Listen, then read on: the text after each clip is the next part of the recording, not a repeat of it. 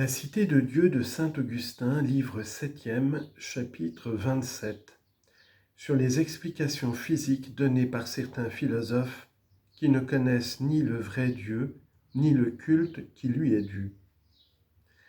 Nous voyons à la vérité que ces dieux choisis ont plus de réputation que les autres, mais elle n'a servi, loin de mettre leur mérite en lumière, qu'à faire mieux éclater leur indignité, ce qui porte à croire de plus en plus que ces dieux ont été des hommes, suivant le témoignage des poètes et même des historiens.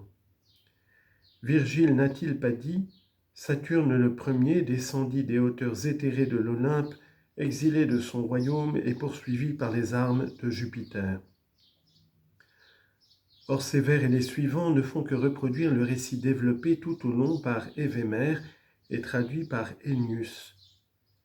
Mais comme les écrivains grecs et latins qui avant nous ont combattu les erreurs du paganisme ont suffisamment discuté ce point, il n'est pas nécessaire d'y insister.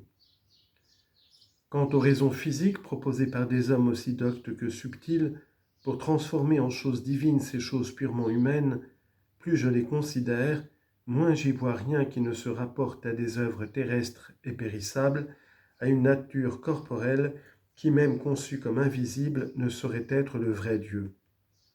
Du moins, si ce culte symbolique avait un caractère de religion, tout en regrettant son impuissance complète à faire connaître le vrai Dieu, il serait consolant de penser qu'il n'y a là du moins ni commandement impur ni honteuse pratique. Mais d'abord, c'est déjà un crime d'adorer le corps ou l'âme à la place du vrai Dieu, qui seul peut donner à l'âme où il habite la félicité. Combien donc est-il plus criminel encore de leur offrir un culte qui ne contribue ni au salut ni même à l'honneur de celui qui le rend. Que des temples, des prêches, des sacrifices, que tous ces tributs qui ne sont dus qu'au vrai Dieu soient consacrés à quelque élément du monde ou à quelque esprit créé, ne fût-il d'ailleurs ni impur ni méchant, c'est un mal sans aucun doute.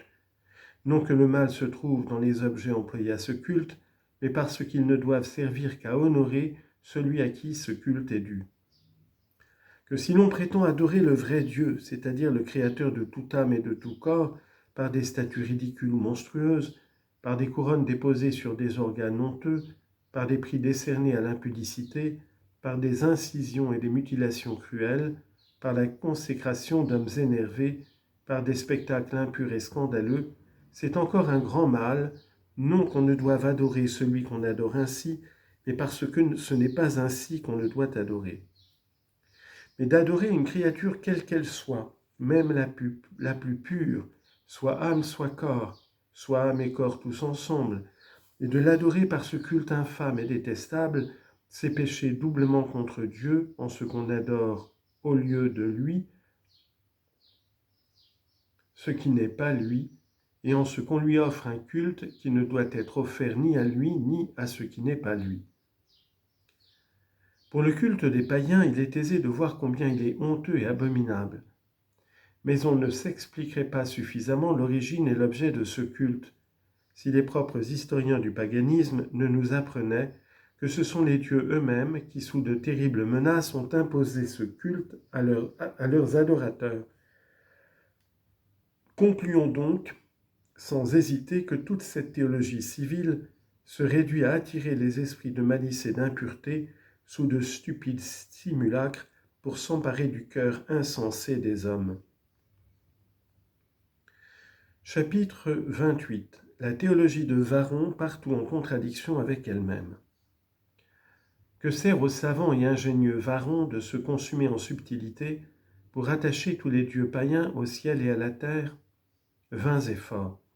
Ces dieux lui échappent des mains, ils s'écoulent, glissent et tombent. Voici en quels termes il commence son exposition des divinités femelles ou déesses.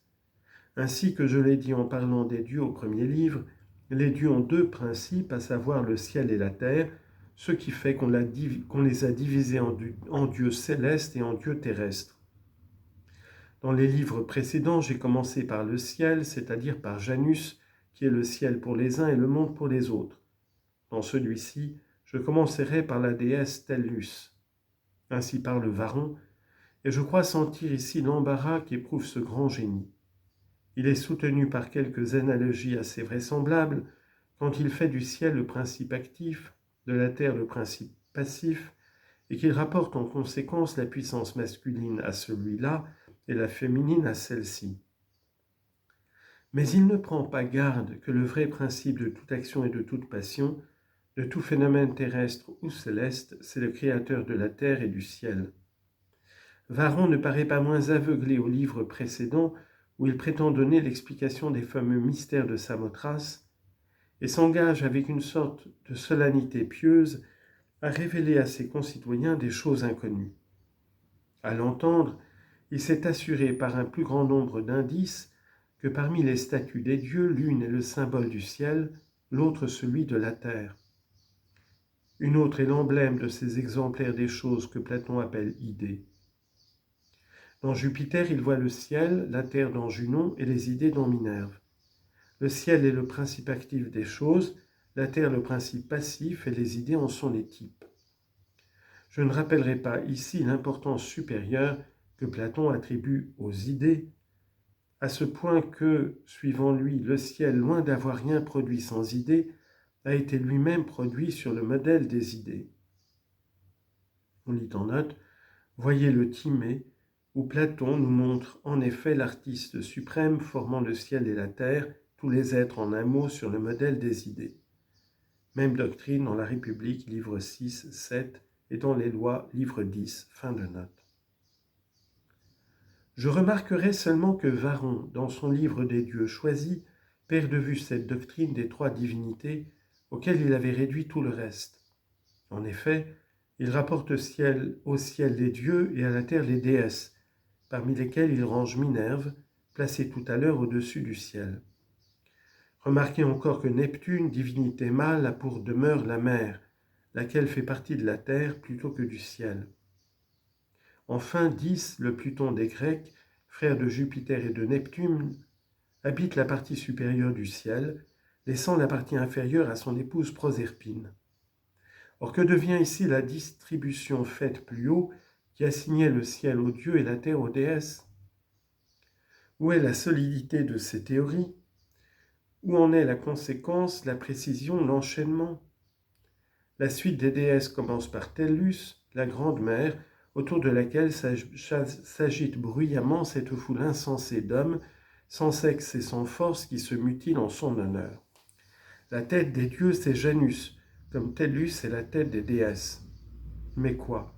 La superstition multiplie la tête du dieu et la fureur trouble celle de la déesse.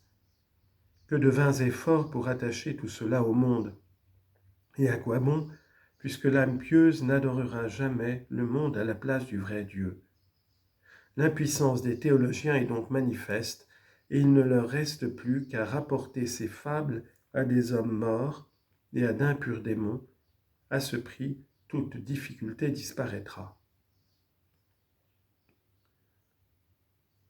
Chapitre 29. Il faut rapporter à un seul vrai Dieu tout ce que les philosophes ont rapporté au monde et à ses parties. Et en effet, tout ce que la théologie physique rapporte au monde, combien il serait plus aisé, sans crainte d'une opinion sacrilège, de le rapporter au vrai Dieu, créateur du monde, principe de toutes les âmes et de tous les corps. C'est ce qui résulte de ce simple énoncé de notre croyance. Nous adorons Dieu et non pas le ciel et la terre, ces deux parties dont se compose le monde. Nous n'adorons ni l'âme, ni les âmes répandues dans tous les corps vivants, mais le Créateur du ciel, de la terre et de tous les êtres, l'auteur de toutes les âmes végétatives, sensibles ou raisonnables.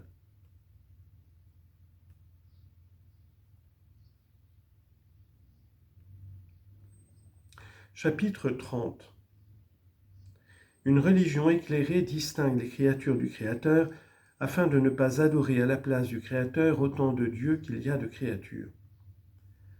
Pour commencer à parcourir les œuvres de ce seul vrai Dieu, lesquelles ont donné lieu aux païens de se forger une multitude de fausses divinités, dont ils s'efforcent vainement d'interpréter en un sens honnête les mystères infâmes et abominables, je dis que nous adorons ce Dieu qui a marqué à toutes les natures dont il est le Créateur, le commencement et la fin de leur existence et de leur mouvement, qui renferme en soi toutes les causes, les connaît et les dispose à son gré, qui donne à chaque semence sa vertu, qui a doué d'une âme raisonnable tels animaux qui lui a plu, qui leur a départi la faculté et l'usage de la parole, qui communique à qui bon lui semble l'esprit de prophétie, prédisant l'avenir par la bouche de ses serviteurs privilégiés et par leurs mains guérissant les malades, qui est l'arbitre de la guerre et qui en règle le commencement, le progrès et la fin, quand il a trouvé bon de châtier ainsi les hommes, qui a produit le feu élémentaire et en gouverne l'extrême violence et la prodigieuse activité suivant les besoins de la nature, qui est le principe et le modérateur des eaux universelles, qui a fait le soleil le plus brillant des corps lumineux et lui a donné une force et un mouvement convenables, qui étend sa domination et sa puissance jusqu'aux enfers, qui a communiqué aux semences et aux aliments, tant liquides que solides, des propriétés qui leur conviennent, qui a posé le fondement de la terre et qui lui donne sa fécondité, qui en distribue les fruits d'une main libérale aux hommes et aux animaux, qui connaît et gouverne les causes secondes aussi bien que les causes premières, qui a imprimé à la lune son mouvement, qui sur la terre et dans le ciel ouvre des routes au passage des corps, qui a doté l'esprit humain son ouvrage des sciences et des arts pour le soulagement de la vie, qui a établi l'union du mâle et de la femelle pour la procréation des espèces, qui enfin a fait présent du feu terrestre aux sociétés humaines pour en tirer à leur usage lumière et chaleur. Voilà les œuvres divines que le docte et ingénieux Varron s'est efforcé de distribuer entre ces dieux, par je ne sais quelles explications physiques, tantôt empruntées à autrui et tantôt imaginées par lui-même. Mais Dieu seul est la cause véritable et universelle, Dieu, dis-je, en tant qu'il est tout entier partout, sans être enfermé dans aucun lieu, ni retenu par aucun obstacle, indivisible, immuable, emplissant le ciel et la terre, non de sa nature, mais de sa puissance.